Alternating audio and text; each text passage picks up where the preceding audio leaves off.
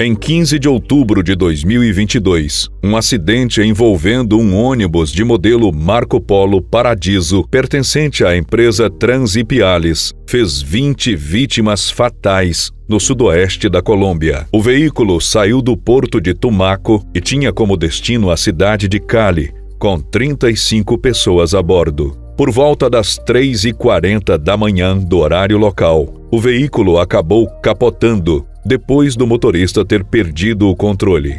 Depois de capotar, o ônibus acabou ficando pendurado na beira de um abismo, exigindo um trabalho bastante delicado das equipes de resgate. Além das 20 fatalidades, outras 15 pessoas ficaram feridas durante o acidente e precisaram ser retiradas do ônibus com muito cuidado, já que o veículo corria um grande risco de despencar. As investigações apontaram que o motorista perdeu o controle do ônibus depois de um problema mecânico envolvendo o sistema de freios. No dia 9 de junho de 2019, um ônibus de modelo Marco Polo Paradiso 1200, com prefixo 1001, pertencente à companhia Brasil Santana, se envolveu em um grave acidente na rodovia Floriano Rodrigues Pinheiro, a SP-123, em Campos do Jordão.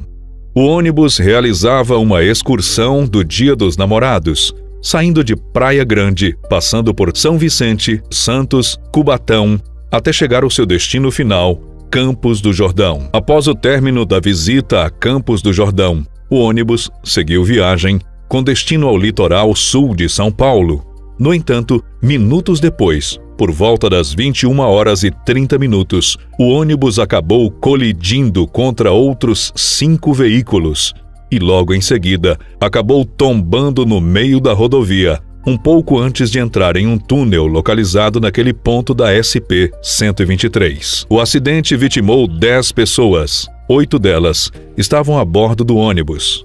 Entre a lista de fatalidades estava uma criança com 3 anos de idade.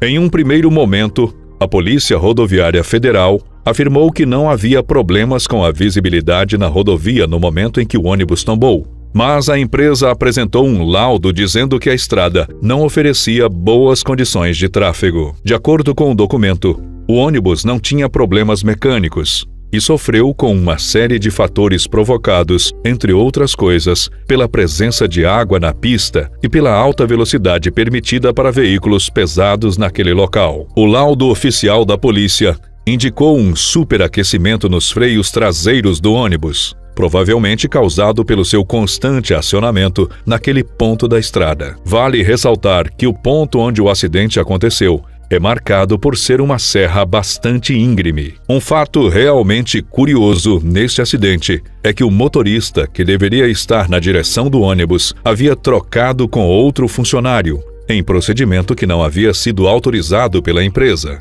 Em 15 de fevereiro de 2023, um ônibus que levava um grupo de imigrantes que tentavam entrar nos Estados Unidos se envolveu em um gravíssimo acidente no Panamá.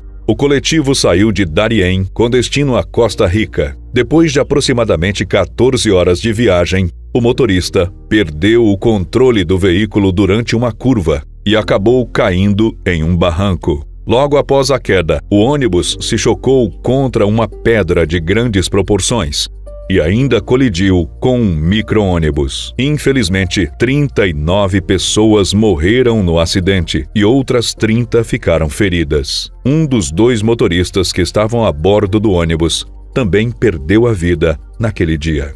A grande maioria das pessoas a bordo estava tentando uma vida melhor nos Estados Unidos e havia pago uma passagem de aproximadamente $40 para tentar entrar no país.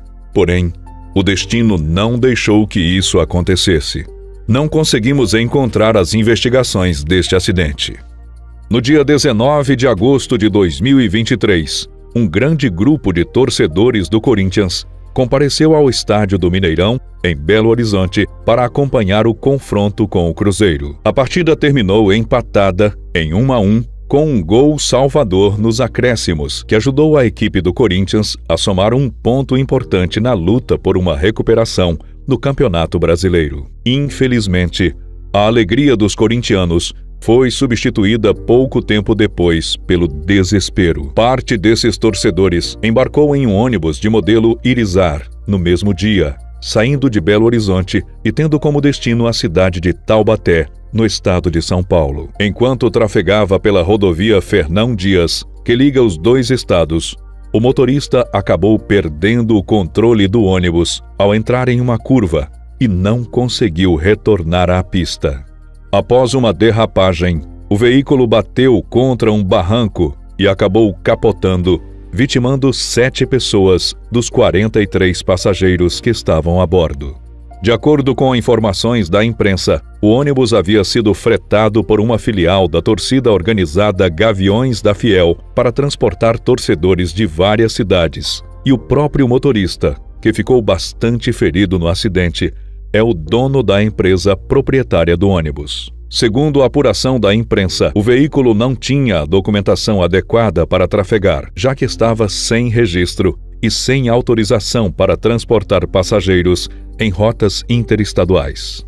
Outro problema constatado pela perícia é que o ônibus estava rodando sem o tacógrafo, aparelho obrigatório para ônibus de grande porte, que transportam mais de 10 passageiros. De acordo com as testemunhas, há também relatos de que o ônibus estava rodando com problemas nos freios. Ainda de acordo com a imprensa, o veículo estava com pendências no pagamento do IPVA e licenciamento, além de diversas multas. Em novembro de 2021, 45 pessoas morreram na Bulgária depois que o motorista se perdeu na pista e bateu contra o guarda-reio de uma rodovia. O veículo, que viajava em um comboio que saiu da Turquia e tinha como destino a cidade de Skopje, no norte da Macedônia. No entanto, por volta das 2 da manhã, o motorista acabou perdendo o controle do veículo e chocou-se violentamente contra o guarda-reio da pista.